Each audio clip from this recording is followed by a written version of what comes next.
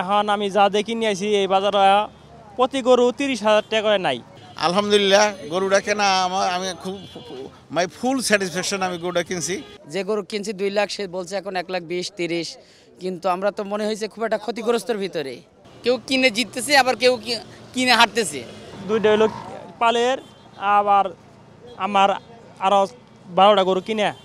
এখন আমি যা দেখি নিয়ে আসি এই বাজারে প্রতি গরু 30,000 টাকা করে নাই। খরচ ধরলে আরও 35 মতো আরও ওই প্রতি গরু পিছে বোধে পড়বো।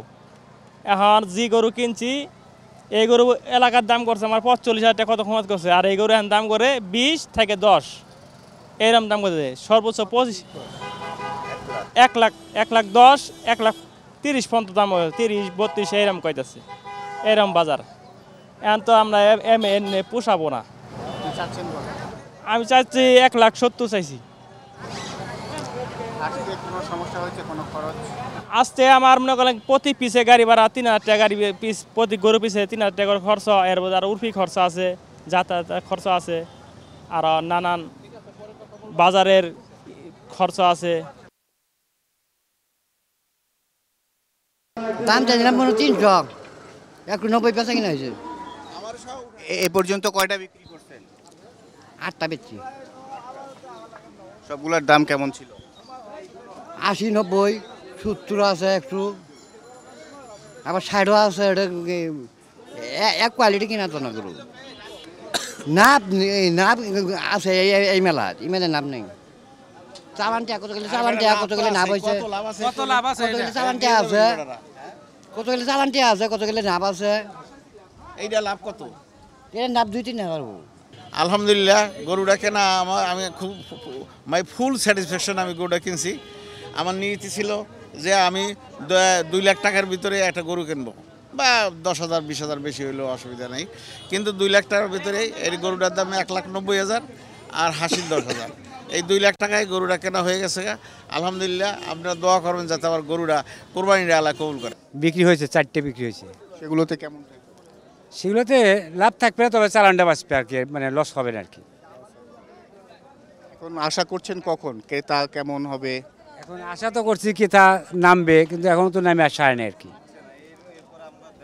এখন যদি বিকেল টাইমে যদি ক্রেতা নামে তখন হয়তো বেচতে পারবো। কোন জায়গা থেকে? সাদাতপুর, সিরাজগঞ্জ থেকে। হাটে কোনো সমস্যা আছে? না, হাটে কোনো সমস্যা হয়নি আমাদের। মানে গত বছরের তুলনা বা এর আগের বছরের তুলনায় একটু বেশি মনে হইতেছে আর কি। তারপরেও একটু দেখে শুনে কিনতে হবে আর কি। ওই পর্যন্ত একটু দেখাশোনা কইরা একটু বুঝে কিনতে হবে। কেউ কিনে জিততেছে আবার কেউ কিনে হারতেছে, মানে প্রপার ইয়াটা পাচ্ছে না। অনেকে দেখা গেছে যে কম দাম দিয়ে বেশিটা কিনতেছে, বেশি দাম দিয়ে আবার কম ছোটো গরু কিনতেছে। এটা কেনার উপর নির্ভর করতেছে এই মানুষ, কাস্টমার যেভাবে কিনতেছে আর কি। তবে এখন মাত্র আসলাম, এই পর্যন্ত 30-40টা দেখছি আমি, তো আমার কাছে দাম বেশি মনে হইতেছে। এক গাড়ি গরু নিয়েছি 14টা, কিন্তু গত 5 দিনেও কোনো রকম আসল দাম বলতেছিল, কিন্তু এখন তো সে দাম আর বলে না, অনেক কম। যে গরু কিনছি 2 লাখ সে বলছে এখন 1,20,30, কিন্তু আমরা তো মনে হয়েছে খুব একটা ক্ষতিগ্রস্তর ভিতরে। এইভাবে দাম বললে আমরা এটা খুব ক্ষতিগ্রস্ত ভিতরে। গতবারও এই হাট থেকে আমরা খুব ক্ষতির ভিতর পড়ে গেছি, কিন্তু এবারে সেই অবস্থায় কোনো আমরা ভালোর দিকে দেখছি না। 14টা গরু নিয়েছি।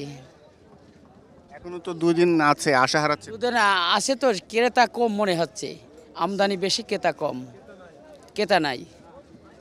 হ্যাঁ, তবে ক্রেতা না থাকার কারণে আমরা একটু হতাশ বেশি হচ্ছি। যে খাসিটার দাম আছে 30,000 টাকা, 27,000 হলে 28,000 হলে ছেড়ে দেবো আর কি। ওজন 27-28 কেজির মতো হবে আর কি। কতগুলো এনেছিলাম 30-35টার মতো ছিল। এখন 41টা না, সরি দুঃখিত, 41টা আর কি। এখন কতগুলো আছে? 17-18টার মতো আছে। বাকিগুলো সব বিক্রি হয়ে গেছে। জি ইনশাল্লাহ বিক্রি হয়ে গেছে। কেমন থাকবে? থাকতে পারে ইনশাল্লাহ। এগুলো ওই যে মুরব্বীরা আছে ওনারা জানে, আমি সঠিক বলতে পারবো না।